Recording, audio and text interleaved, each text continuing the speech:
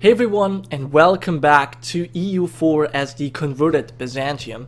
And I've been going forward in between episodes because we're basically just trying to stabilize our realm. We don't really have the manpower to go to war, and therefore I decided we're going to be focusing on the second trait that was very important to our Basilissa Maria the Holy, and that is the entrepreneur, the trader aspect. Unfortunately though, she has now passed away, so we're going to have to, rearrange some things. But before we talk about the current situation, let's talk about what has happened. Now, Basilissa Maria, known as the Holy, has done a great deed for our country. She's converted Jerusalem. She's conquered it in the first place. She's converted it. She's held it against the Barites as well as the Ilkhanate, and she's even taken over some more provinces over in this region and also in the Holy Land. So she has just been an amazing ruler, during her time we also had a golden age, a golden era for our culture. So she was one of the best rulers that we've had. But as I said, most of our actions were only representing the zealous aspect of our character, but she's also an entrepreneur. So therefore I decided that after we built the church in Constantinople and Jerusalem, I actually started building marketplaces. I was only able to actually start the production of one, but still that kind of represents that she's also into these kind of things. And I also made sure that we would focus on diplomatic power because, you know, we've done so much for our zealousness that I feel like it's okay to now focus on trade instead. Now, however, as for ideas, I was not really sure what I should go for. I couldn't really decide between either religious or trade. I have picked religious now, but I think that we might repeal that decision depending on what trait Michael Pelagolos will get. Depending on that, we might actually change our first idea group because I have not actually picked anything yet. So yeah, I think that's okay, and we might also cancel this mission. We'll keep it for now because, you know, it's not a bad mission. But should our heir turn out to, you know, not be interested in religion, we will go for different. Well, first of all, idea group, and secondly, a different mission. I just want to mention here that I will only do that if we haven't started an idea group yet. If we haven't actually picked an idea yet. Because if we have already invested the points, it would be kind of stupid to repeal that. So I will not do that, but since we are in this current situation, I guess we could repeal it if we feel like it doesn't fit at all. Like if he's a sinner or something like that. But anyway, now we could also try and formulate some goals for our current regent, Giovanni, who is of the Montferrat branch of our house, but I just don't think that this would really would make much sense because Michael is going to be of age in 1 year, and yeah, so that doesn't really make much sense. So that means that we need to do a couple of things. First of all, I feel like it makes a lot of sense for our regent, Giovanni, who is, as I said, of the Montferrat branch, that we get our, subject here in line, because their liberty desire is very high, and I feel like it makes a lot of sense for our, Giovanni here to placate the local rulers. After all, he is born in Montferrat, so it makes sense that he does that. It's going to cost us a lot of prestige, but it will ensure that we will be able to annex Montferrat, and once that is done, I mean, it's going to slow down the annexation of Anatolia, but that's going to take a long time anyway, so that's not really that big of a deal. Other than that, I think, I mean, he's just strict, so I can't really, I don't know if I'm really going to be able to make out a characteristic from that. I mean, he likes the military, but Basilissa Maria, on her deathbed, she proclaimed that we're going to be focusing on trade and diplomacy for at least, 25 years. So, yeah, we can't really change that anyways. Even if Michael wanted to, he wouldn't be able to change it, which kind of makes sense. I mean, because you can't always repeal what your predecessors have enacted, and that kind of makes sense. But yeah, we also kind of need the diplo points because we're obviously annexing Anatolia, and I don't want to fall too far behind in diplomatic technology, so that's okay. We can now build churches and marketplaces. Now I think because, you know what I will do? I think that kind of makes sense. We might want to build something in Montferrat. We cannot build anything here. That's interesting. I thought for sure we would be able to build provinces, well, not provinces, but things here, buildings. But that does not seem to be the case. Interesting. Okay, well, because I was thinking, as region from Montferrat, we might want to build something up in Montferrat, but no, that apparently is not possible. And also developing this doesn't really make much sense, I don't think. Not as a strict ruler. Okay, so Michael, ooh, we'll see what he is. He's well advised. Okay. Well, that doesn't... Okay, here's the thing. Being well advised doesn't really, like... I mean, he's always ready to listen to the wise counsel of others. Now, actually, you know what? That does make sense. Because that means that we are basically listening to what our rulers, what these people have to say. And interestingly enough, these three advisors that we have currently represent exactly what our grandmother, Maria the Holy, was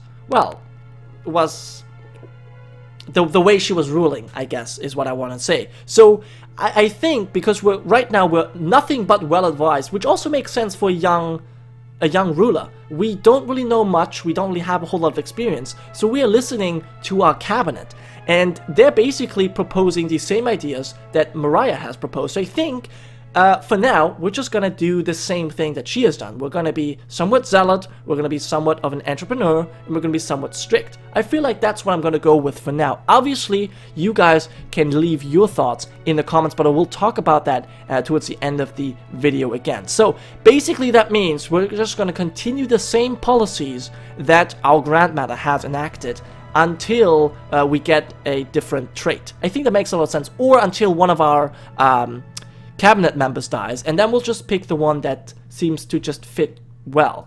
I like that quite a bit. So she was focusing on trade a bit, so we should be building some more marketplaces as well. And I think a marketplace will be incredibly useful in here. Yes, in this province, Burgas. You're gonna get a marketplace, and then we're also so we're gonna be building churches and marketplaces. And yeah, that's gonna be nice. So we're gonna continue the annexation, which should happen very soon, and that's gonna actually free up one of our relationship slots. There we go. And I guess we're gonna go and ally Castile, because Castile might be able to help us against France. Well, not only France actually, but also against Aragon and Naples. So that could be very useful. And who's Croatia fighting right now? Austria and Jailand. Oh, okay, interesting. And Anatolia wants to have a royal marriage. Sure, we'll accept that. And now Adronica is our new Basilissa. Okay, that's pretty cool. We'll see what she is. Okay, here's the thing. We're also going to be influenced by our wife, and she's a free thinker. All right, I like that. So a free thinker, unbound by strict doctrines, our ruler encourages everyone to try new things and reason freely about where to take our great country.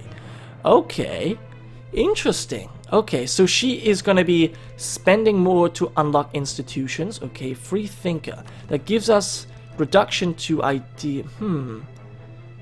Okay, free thinker. Ah, interesting. Well, we'll see. We'll see where that goes. So I guess our young ruler is being influenced by his wife, which is a free thinker, and his cabinet.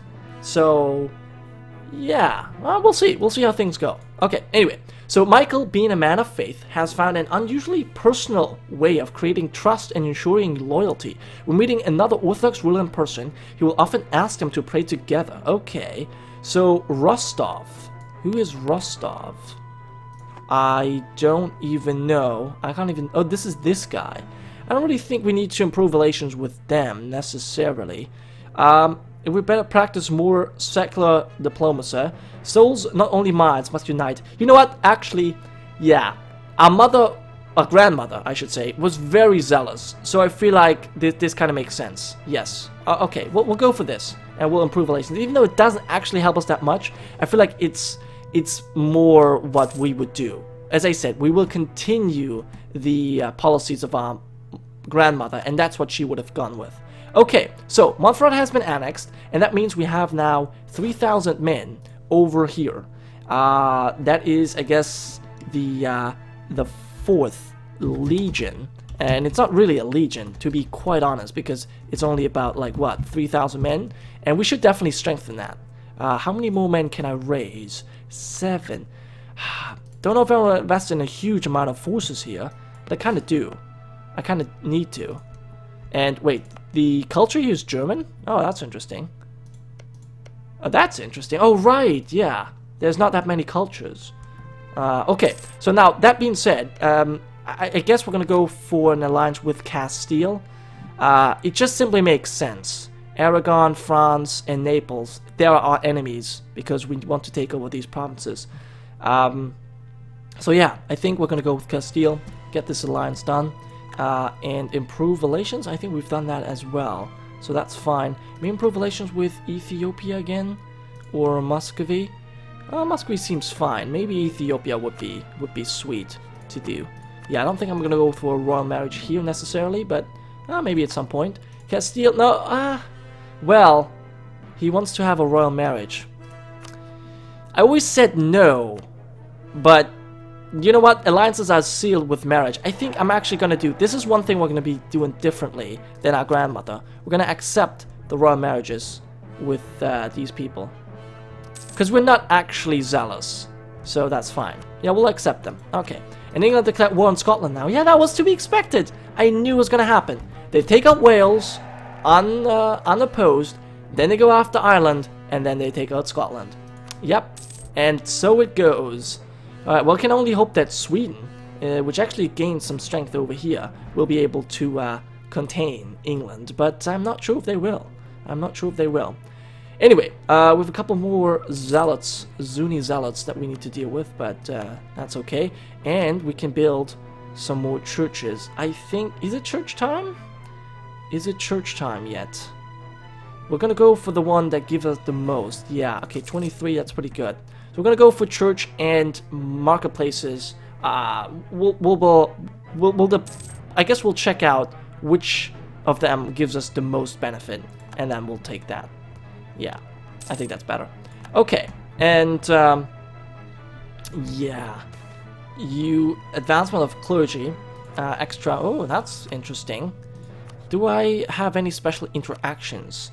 Demand administrative support. Recruit a minister. I don't think I will be doing any of that. Yeah, I don't think I'll do any of that just yet. And I do need to do something with my diplomat, though. Did you just buy? No, you annexed. I think you annexed your vassal. The Baris annexed their vassal. They're still powerful. I mean, if we have a look at the great powers, we have actually been able to surpass the Inca, which is amazing. And France has surpassed the Aztec. But the Karites, Ilkhanate, and the Baris are still up there. And they're scary. Even the Ilkhanate, after falling apart, basically, they're still incredibly powerful. So, yeah, I'm not sure. I still think that the Baris are a bit more scary, simply because their religion, they're religiously united. At least, well, not really. They actually also have quite a lot of problems. They have a lot of Copts. Still, I think building a spy network here is more important. And Austria has taken over some provinces that I have claims on. Interesting. Well, I don't think we're actually going to go there. In fact, I believe that, yeah, it's a good time to end this episode here. I will be also taking a little bit of a break in between, well, in this series, because I want you guys to have some time to tell me what Michael is up to. I mean, you have probably already left some of these suggestions in the first episode, well, yeah, in the first episode, but we had a different heir there. We had Photheus, but he died. So now we have a different heir, and I want you guys to tell me what his goal is. Is he gonna try and take over Bulgaria to solidify our realm? Is he gonna try and just, well, not go to war, annex Anatolia, maybe get rid of Venice, go to war with the Great Horde or any other neighbor, maybe even France, go for Italy? There are many options that we have, and I just want you guys to tell me what we should do. Please keep in mind that you know, it should somewhat fit. I mean, of course, the only thing he has at the moment is being well advised. Oh gee, but you know, I don't really know what his character is. Maybe you have an idea. Just leave your thoughts and comments, and I'm happy to read and respond to them. And yeah, I'll take your suggestions for the next episode. Until then, I hope you have a nice day, and I'll see you guys next time.